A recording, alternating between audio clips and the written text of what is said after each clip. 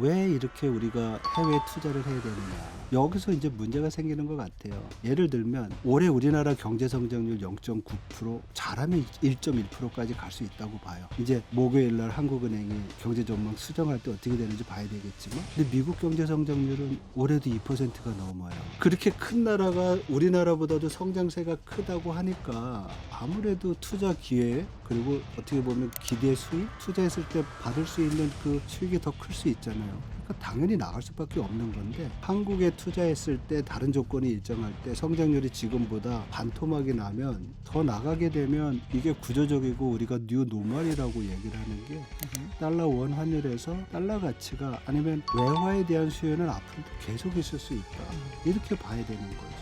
경기가 나빠지거나 위기가 있으면 그 나라 통화가 약세가 되면서 수출을 도와줘가지고 수출이 잘 되면서 경기를 또 도와주고 회복을 해야 되는 건데, 이제는 더 이상 그거를 기대할 수 없다라는 거죠. 지금 인터넷 끝판왕에서 모르면 못 받는 통신지원금 80만 원 설치 당일 즉시 입금받을 수 있습니다. 내가 내는 월 요금에 포함되어 있는 거라서 이거 안 받으면 나만 손해인 것 같은데요. 통신지원금 80만 원에 합리적인 요금 설계로 결합 할인 72만 원까지도 놓치지 않고 챙겨준다고 합니다. 꼭 가입하지 않으셔도 돼요. 지금 견적만 받아봐도 스타벅스 커피 쿠폰을 증정한다고 합니다.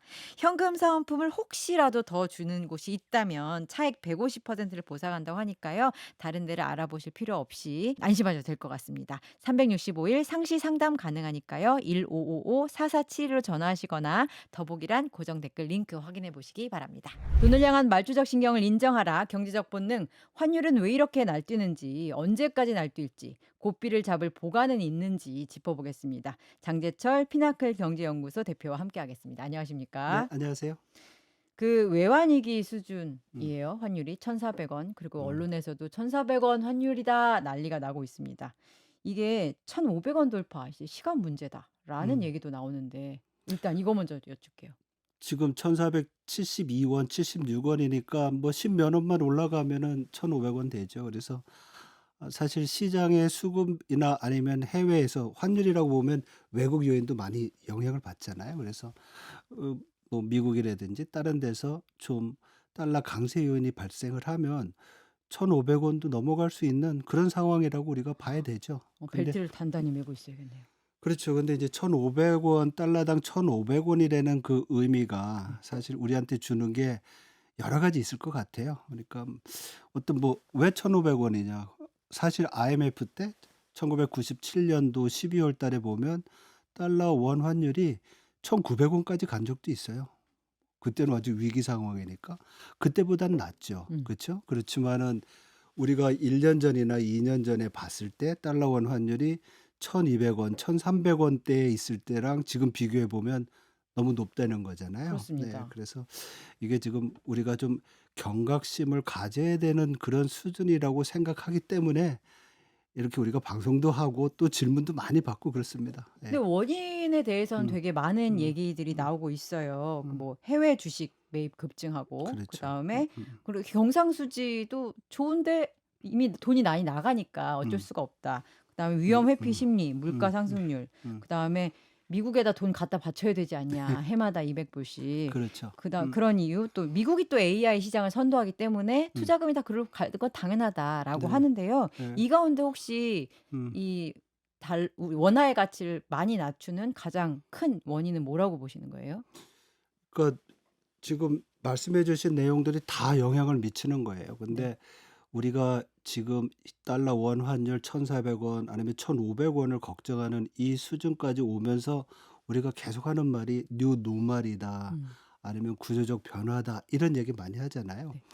그러면 구조적이다 아니면 뉴 노멀이다 그래서 새로운 어떤 국면으로 넘어가는, 거기에서 가장 큰 영향을 미친 게 우리 내국인들이 해외 투자가 늘어난 거. 음. 과거 같으면 경상수지 흑자가 늘어나면 그게 국내에 잠겨 있다가 달러 수요가 있으면 그걸로 썼었거든요. 네. 그러면 예를 들면 올해 1 월부터 9 월까지 경상수지 흑자가 어 한 800 뭐 한 40억 달러 정도 된다고 쳐요. 예. 지금 음. 2025년 9월 기준으로 134억 경상수지 저걸 이제 흑자. 이 월별로, 월별로. 월별로 인제 저는 1 월부터 9 월까지 다 누적해서 보면, 누적별로 근데 보면. 우리 내국인이 해외에 직접 투자, 뭐 기업의 지분이나 이런 거랑 아니면 미국의 증권 사고 뭐 주식 사고 채권 사고 이런 증권 투자가 있는데 그 두 개 다 합하면 1,200억 달러가 넘어요. 그러니까 훨씬 크다. 옛날에는 해외 나가는 돈들이 이런 투자가 적었는데 이제는 경상수지보다 더 많이 나가니까 환율이 높아질 수밖에 없죠. 음. 왜냐하면 우리가 환율이 달러 원 환율이다 그러면 달러당 원화 가치잖아요. 네. 그러니까 달러 수요가 많으면 달러 값은 올라갈 수밖에 없죠. 그렇죠. 그래서 우리나라 외환 시장에서 달러 수요가 옛날보다 많아진 게 제일 큰 요인인데 그것 중에서 제일 큰 게 우리 내국인들이 해외에다가 투자를 많이 한 거죠. 사실 그렇게 되니까 외환 수요는 많아지는데 또 일부에서는 그런 얘기도 해요. 그렇게 투자를 많이 하니까 우리가 대외 순자산국이 됐다. 음. 사실 해외 가지고 있는 우리 내국인들의 그 자산은 한 2조 7천억 원대요. 그리고 거기서 부채를 빼면은 순자산이라고 하는데 그거는 1조 달러가 넘어요. 음. 그러니까 그만큼 나간 그 달러 수요가 있었기 때문에 달러 원 환율이 슬금슬금 올라와 가지고 지금 이 상황이 된 거죠. 그리고 고 두 번째는 이런 우리 200억 달러 미국에 이제 투자해야 되잖아요. 네. 매년 200억 달러. 10 년에 걸쳐서. 그렇죠. 10 년이면 긴 기간인데 시장에서는 정부가 미국과 협의를 해서 시장에서 현물 그러니까 외환 시장에서 사수 주는 게 아니라 뭐 여러 가지를 통해서 그냥 이 달러 원 환율 시장에 영향 안 주고 하겠다고 하지만 사실 그만큼의 이 뭐 200억 달러 매년 200억 달러 정도의 아 뭐라 그럴까 외환이 그 일이 없으면 그냥 잠겨 있을 수 있잖아요 그렇죠. 우리나라에. 네. 그러니까 일종의 기회비용 같은 거죠. 그렇죠. 네. 경제학에서 보면. 그래서 그런 어떤 시장에서의 변화 그리고 그게 10년 동안 간다는 얘기를 하면 음. 수급도 좀 수요와 공급에서 이 달러 공급도 문제지만 이 수요하는 것이 굉장히 강할 수 있겠구나. 달러에 대한 수요가. 그러니까 이게 달러 원 환율 레벨이 올라갔다가 못 내려오고 있는 것 같다. 음. 이렇게 지금 분석할 수 있을 것 같아요. 두 번째 말씀해 주신 건 어떻게 보면 10 년짜리 서사가 생긴 거잖아요. 10 그렇죠. 년 동안 상단을 음. 꽉 잠가 놓는 음. 상황이 된 상단을 올라가는 예 이슈가 예. 되겠고요. 음. 앞서서 부분에서 사람들이 가장 헷갈려하는 게 이거 같아요. 음. 그러니까 우리 원화 가치가 낮아지는 거는 굉장히 나쁜 기억으로 우리가 갖고 있잖아요. 그렇죠. 아까도 1,900 원대 환율을 음. 말씀을 잠깐 주셨지만 음. 동시에 우리가 근데 투자를 많이 하는 것 우리가 심지어 음. 한때는 그렇게 어려운 나라였는데 맞아요. 개인이든 음. 기업이든 음. 투자를 할 수 있는 주체가 되어서 음. 해외에 그렇게 투자를 많이 한대. 음. 요 이슈와 그래서 달러가 모자라서 원화 가치가 떨어지는 상황 이 두 개가 좋은 뉴스와 나쁜 뉴스가 섞여서 되게 헷갈리는 것 같거든요. 네. 이걸 어떻게 이해해야 될지 잘 모르겠어요. 이 좋은 건 좋은 거고 나쁜 건 나쁜 거라고 봐야 되는데 네. 문제는 우리가 좀 우리 경제를 다이나믹하게 좀 중기적으로 본다고 했을 때 그러면 왜 이렇게 우리가 해외 투자를 해야 음. 되느냐. 여기서 이제 문제가 생기는 것 같아요. 예를 들면 올해 우리나라 경제 성장률 0.9% 잘하면 1.1%까지 갈 수 있다고 봐요. 음. 이제 목요일 날 한국은행이 경제 전망 수정할 때 어떻게 되는지 봐야 되겠지만 근데 미국 경제 성장률은 올해도 2%가 넘어요. 그렇게 커다란 나라가. 그렇죠. 네. 그리고 전기 대비 연율로 보면 지금 3 분기가 거의 뭐 4.2%막 이래요. 그러니까 이게 그렇게 큰 나라가 우리나라보다도 성장세가 크다고 하니까 아무래도 투자 기회 그리고 어떻게 보면 기대 수익, 투자했을 때 받을 수 있는 그 수익이 더 클 수 있잖아요. 음. 그러니까 당연히 나갈 수밖에 없는 건데 음. 이거를 우리가 왜 걱정을 하냐면 지금 많은 전망기관 KDI 뭐 한국은행 아니면 IMF까지도 한국 경제 앞으로 10 년, 15년 동안의 경제 성장률이 지금 1%인데 0.5%로 내려간다는 얘기거든요. 네. 그러면 한국에 투자했을 때 다른 조건이 일정할 때 성장률이 지금보다 반토막이 나면 더 더 나가겠네요. 더 우리나라에서는 기대할 수 있는 수익이 적겠죠. 음. 그래서 바로 더 나가는 거예요 앞으로. 네.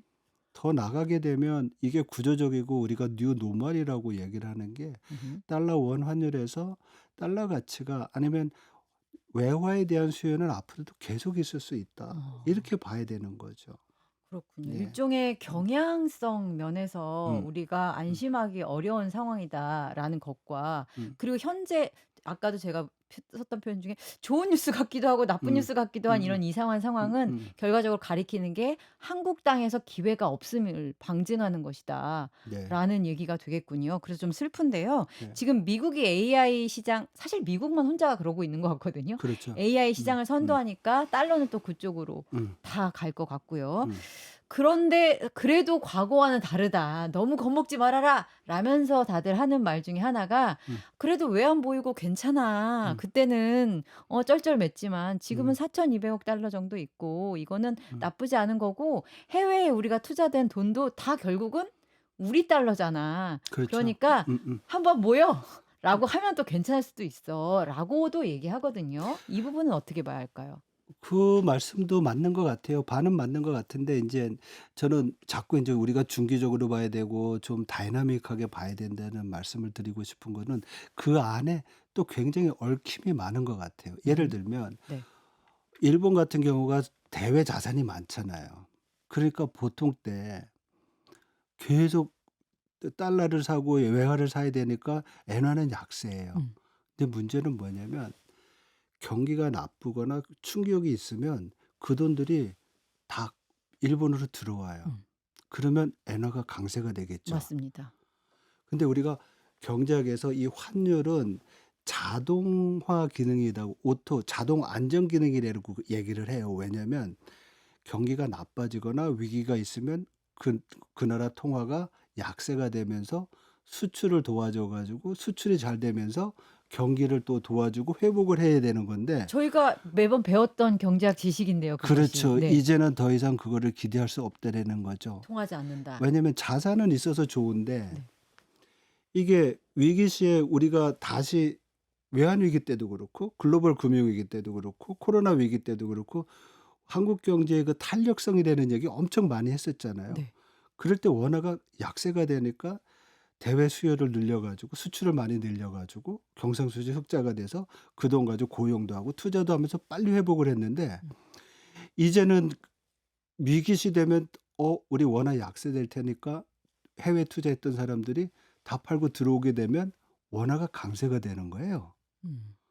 그래서 환율의 그런 자동 안정화 기능이 점점 약화가 되면 음.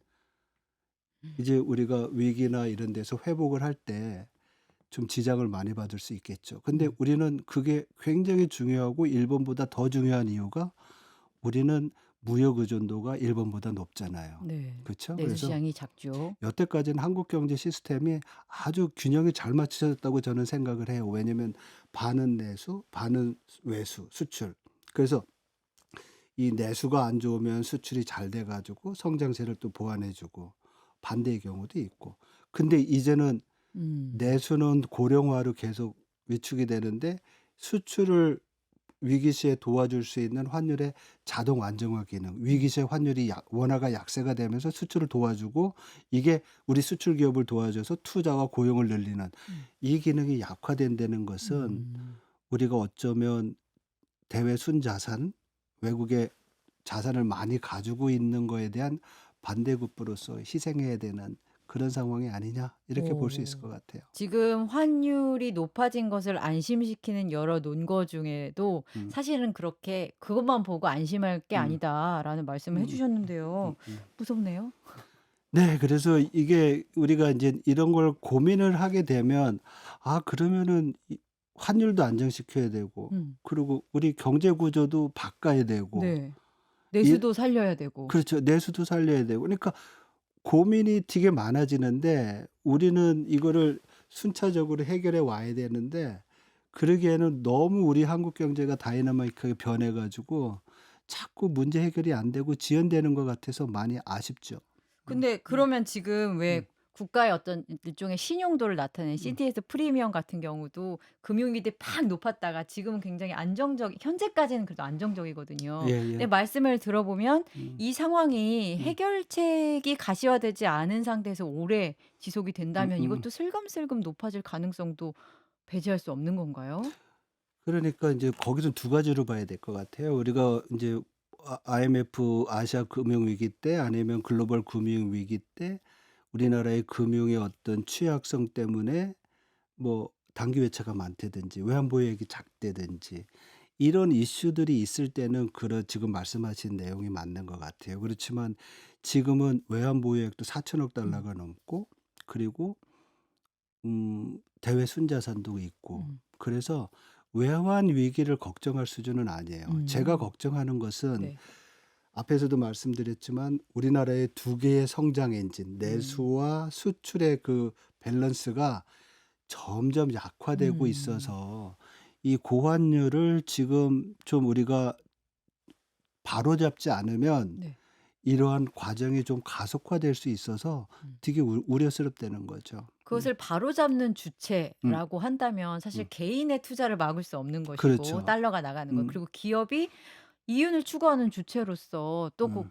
원화가 이렇게 안 좋은데 그 돈을 환전하는 거를 강요할 수도 없는 거잖아요. 그렇죠. 그래서 정부가 할 수 있는 게 이제 국민연금을 음 동원한다든지 음. 기업의 나름대로 환전할 때의 부담을 줄여 음 준다든지 이런 음 식의 음. 유인책을 쓰던데요. 음. 이거는 효과가 있을까요?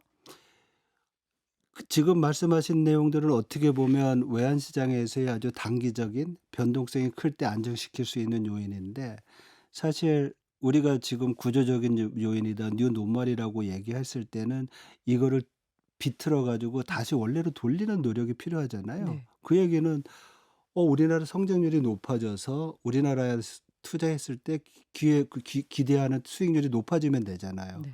그 우리가 성장을 더 많이 해야 되는 거죠. 아주 근본적인 문제군요. 그렇죠. 그리고 외국에 나가는 것도 외국 그 AI 붐이다. 그래서 미국을 보면 지금 AI 투자가 미국의 설비 투자를 늘리면서 미국 경제를 주도하고 있어요. 네. 소비도 좋지만은. 우리한테도 그런 이노베이션이 있어야 되는 상황이죠. 음. 그래서 이거는 우리 경제 구조를 바꿔서 한국에 투자하는 것이 더 이윤이 남고 수익률이 높은 상황을 만들어야 되는데 음. 이게 인제 우리가 얘기하는 구조조정이거든요. 음. 이 구조조정이라는 것이 빨리 일어나야 된다는 거죠. 쉽지 그렇지 않다. 그렇죠. 쉽지 않죠. 음. 그래서 이거는 어떻게 보면 장기적인 프로젝트일 수도 있지만은 그런 거 있잖아요. 우리가 인제 매일 얘기하는 게 저희 인제 군대 갈 때 '군대 가야 돼 말아야 돼.' 맨날 이렇게 휴학계 낼까 말까 고민하다가 또 옛날 고민 그렇죠. 말씀하시네요. 그렇죠. 인제 네. 저는 항상 그게 고민이었어요. 네. 이 군대 가야 돼 말아야 돼 지금 가 말어 맨날 그러다가 결정 나면 가는 음. 거잖아요. 그 결정을 빨리 하자는 거예요. 음. 이거는 기다리면 기다릴수록 앞에서 말씀하신 기회비용이 점점 커지는 아하. 거예요. 그만큼 경제 구조가 고착화되는 거고 그만큼 투자와 어떻게 보면 이노베이션의 그 기회를 다른 나라한테 뺏기는 거잖아요. 음. 그래서 이거를 위해서는 구조조정 아니면 또 신산업에 대한 투자 그리고 많이 얘기하는 거 있잖아요. 규제 완화와 음. 규제 완화는 사실 기업하는 사람도 그렇고 투자하는 사람도 그렇고 결국 인센티브를 많이 주는 거예요. 다른 데보다 더 유리하게끔. 네. 그런 환경을 좀 만들어야 되고 제일 중요한 건 이제 제가 볼 때는 교육 같아요. 교육 음. 혁신이 있어야지만 이게 뭐 말이 아니잖아요. 우리나라 지금 이 AI 쪽에 가야 될 사람들이 딴 데 가 있고 막 이러니까 의대 많이 갑니다.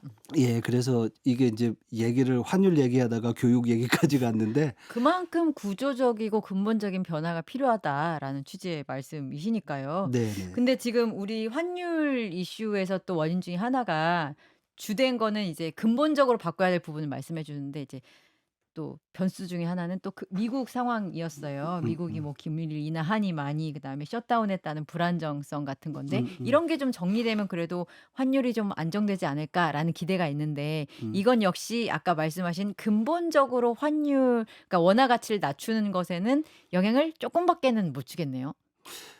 그렇죠. 왜냐면 이런.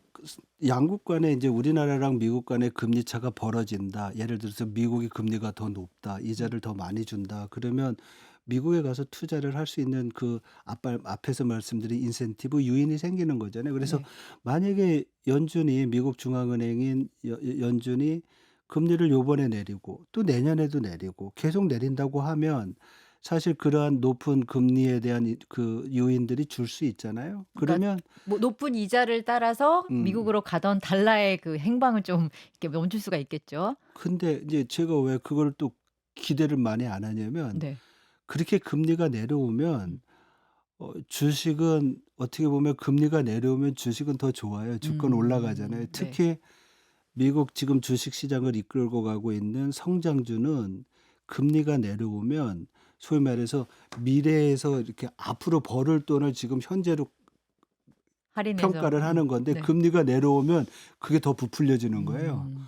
그러니까 금리 차이는 줄여 가지고 투자해서 수익은 줄 수 있는데 돌아보니까 주가는 또 막 올라가는 아 거죠. 주식시장으로 또 갈 수 그렇죠. 그래서 있겠군요. 이게 금리 변화가 정책 금리 변화가 이러한 우리 내국인들 한국 사람들이 외국에 미국에 투자할 때 어떤 그 수요를 줄일 수 있을까 볼 때는 약간 또 그런 면에서 음. 보면 비관적이에요. 그래서 시장에서는 미국의 연준의 정책 금리 그게 인하가 되든 아니면 뭐 동결이 되든 시장에 영향을 줄 거라고 하지만은 제가 볼 땐 그거는 단기적으로 변동성을 좀 주는 그런 음. 요인이지 어떻게 보면 우리가 지금 얘기하고 있는 구조적인 거 아니면 어떤 추세에 음. 여기에는 큰 영향을 안 줄 수 있다라는 거죠. 음. 추세랑 경향이 모두 원화 가치 하락을 가리키고 있는 현재 상황에서 음.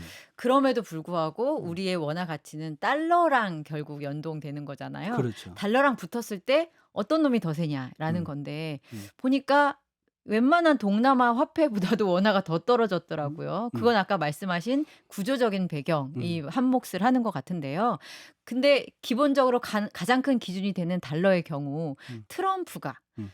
강달러를 원하지 않잖아요. 음. 그는 기본적으로 제조업을 부흥시키려고 하고 음. 제조 생산품을 만들어서 그걸 팔 때 가격 경쟁력을 확보하기 위해서는 달러가 강하면 좀 불리하다라는 생각을 갖고 있어서 음. 우리랑도 요번에 한미 뭐 정상회담 같은 팩트 시트 보면 한국 니네 혹시 원화 가치 뭐 만지지 마 막 이런 얘기도 하고 하는 거는 강달러를 약달러로 만들기 위한 노력의 일환 같이 보이거든요. 음. 그렇다면 현재는 강달러지만 트럼프의 저런 정책 의지 때문에 약달러로 좀 전환이 되고 그 음. 덕에 우리도 조금 음. 근본적인 변화는 이루지 못해도 숨을 돌릴 만한 여유를 챙길 가능성은 이건 어떻게 봐야 되나요? 미국이 약달러로 갈 때? 예. 약달러를 좀 막 가려고 노력을 음. 하느라 그 틈에 우리도 음. 좀 음.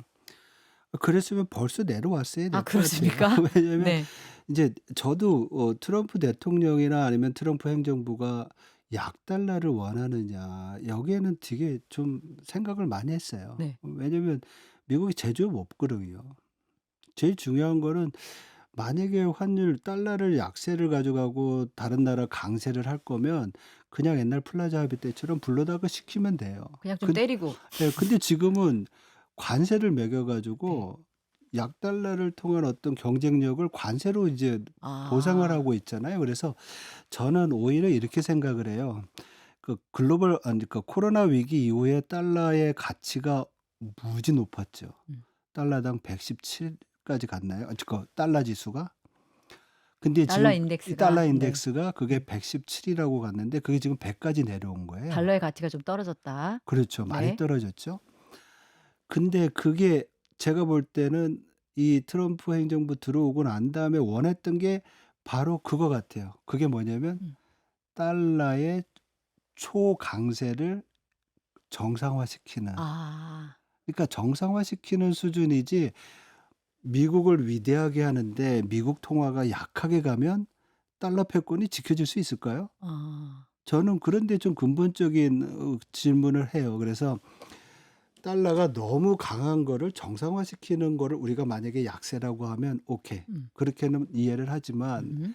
달러를 약세를 가져가면서 지금 달러 패권을 지킨다? 미국을 위대하게 한다? 그건 아닌 것 같다는 생각이 어. 들어요. 그러니까 전통적으로 미국이 강달러라는 게 이제 미국의 음. 정책 목표였으나 음음. 트럼프의 경우 그 정도는 아니다. 음. 그렇게 음. 이해를 하면 네. 되겠네요. 그래서 저는 약달러보다는 일단은 과도하게 달러가 강세가 됐던 부분을 정상화시키는 과정에서 사실 관세를 음. 통해 가지고 국내의 제조업을 좀 부흥시키려는 그런 노력이 아닌가 이렇게 좀 보고 있습니다. 그러니까 알겠습니다. 달러가 여기서 더 약세가 간다? 아닌 것 같아요 그래요? 그것도. 예. 그런데 또 제가 또 숨통을 찾으려는 저의 음. 개인적인 음. 바람인지는 음. 모르겠지만 음. 달러 패권이 좀 약화되는 측면이 있지 않나. 말씀하셨던 그런 음. 폭력적인 관세 정책 그렇죠. 때문에 음. 반달러 블록 같은 것도 많이 형성돼 있고 음. 실제로 다른 뭐 나라마다 이제 외환 보유액을 이제 채우잖아요. 맞아요. 달러의 비중이 음음. 70%에서 음 50%로 음 대폭 좀 낮아진 측면도 음음음음. 있고 하여 그러면 이것은 혹시 약달러 말씀하실 때 약달러까지는 아니더라도 '약달러로 가는 어떤 길목 위에 있는 건 아닌가.'라는 생각도 들거든요. 그렇게 생각하셔도 될 것 같아요. 왜냐하면 이게 어 미국 정책에 있어서의 불안정성, 그리고 지금 선진국들이 전부 다 갖는 똑같이 가지고 있는 이슈가 그거잖아요. 과도한 정부 부채. 네. 그리고 미국 같은 경우에는 소위 말해서 다른 나라들은 이렇게 정부 지출을 늘리려는 것을 막 컨트롤하잖아요. 안 음. 그러려고 노력하고 뭐 재정 준칙이다. 정부 적자는 뭐 GDP의 3% 이상 안 넘으면 안 된다.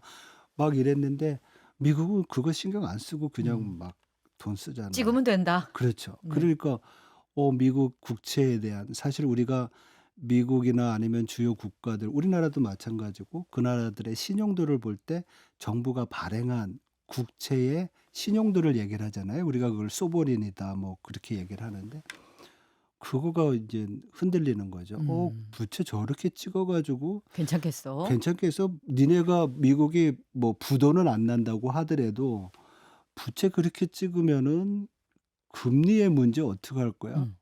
공급 늘어나면은 금리 올라갈 수밖에 없잖아요. 그러니까 즉 미국도 이민도 들어오고 이노베이션이 있어서 잘 나간다고 하지만 부채가 많아서 금리가 올라가게 되면 경기가 죽을 수밖에 없는 거잖아요. 그렇죠. 그러니까 투자자들은 그런 걸 걱정하는 거죠. 음. 그렇다고 보면 과거처럼 달러를 쟁겨 놓으면 좋을까? 아예 아니야. 그런 거 아니고 옆에 둘러보니까는 금이라는 게 있잖아요. 그래서 또 금값이 금값이. 올라가는 거죠. 그래서 참 변수가 많고 따져야 할 게 많은데 그렇다면 마지막으로 환율과 관련해서 여쭙고 싶습니다. 지금 음. 경향성은 근본적인 변화가 없으면 음. 정말 원화 가치가 하락하는 쪽으로 갈 수밖에 없다라고 정리를 하면 될 것 같은데 음. 그러면 우리가 중요한 경제적 의사 결정을 할 때 그래도 환율 변동폭이 막 이러니까 음. 그래도 이 밴드 안에서는 음. 큰 문제는 없을 거야. 혹시 찝어 주실 수 있나요? 그 밴드를? 그러니까 지금 먼저 지금 말씀드릴 거는 우리가 지금과 같은 구조적인 어떤 체제 내에서 그 시스템 내에서 달러 원 환율이 약하다. 원화가 약세가 된다. 그 말은 어 이렇게 달러 원 환율이 계속 올라간다는 얘기는 아니고요. 이게 이제 높은 수준에서 못 유지될 것이다. 내려오겠다는 거죠. 옛날처럼 달러당 1,200 원, 1,400 원으로 가지 못하고. 오랜 시간 그랬는데. 그렇죠. 그러니까 이게 1,400 원대에서 좀 있다가 뭐 1,300 원대 후반까지 왔다가 다시 또 올라가게 되고. 어. 그래서 이게 인제 우리가 물가가 스티키하다, 끈적끈적하다 그러잖아요. 네. 3% 수준에서 인플레이션이. 이것도 1,400 원대에서 이렇게 붙어 가지고 계속 가지 않을까. 아. 옛날에 우리가 달러 원 환율이 1,100 원대에 계속 있었고 이런 것처럼 그 레벨이 올라와 있다는 거죠. 음. 그래서 이제 정부가 아니면 외환 당국이 걱정해야 될 것은 이게 1,500 원을 뚫고 1,600 원으로 가지 않도록 관리를 해야지만 앞에서 말씀드렸던 우리의 그 펀더멘털 경제 체력에 있어서의 그 나빠지는 속도를 줄일 수 있지, 만약에 이걸 계속 방관하고 있다. 그러진 않겠지만 네. 달러 원 환율이 어떤 이유든지 간에 1,500 원에서 1,600원 뭐 이렇게 계속 올라간다고 하면 그거는 우리한테 큰 부담이 줄 거다. 그래서 음. 이게 인제 내려오는 게 좀 막힐 수 있는 음음. 그런 상황이라고 본다고 하면 적어도 모르겠습니다. 환율을 전망하는 건 굉장히 네. 어렵지만은 뭐 한동안은 1,400 원대에 붙어 있지 않을까 이렇게 생각을 합니다. 좋을 땐 1,300원 후반에서 음. 1,500원 바로 밑까지 네네. 고 밴드를 좀 기억하고 뭐 1,500원 올라갔다 내려올 수도 어 있겠죠. 예예. 각오를 하고 있어야 될 것 예예예. 같습니다. 아 환율이 요즘 왜 그런가 그리고 그중에 이런 환율을 만든 주된 원인을 짚어 주셨고요. 그래서 미래에는 어떤 준비를 하고 어떤 마음가짐으로 음. 임해야 할지까지 정리를 해 봤습니다. 장재철 피나클 경제연구소 대표와 함께 알아봤습니다. 감사합니다. 맞습니다.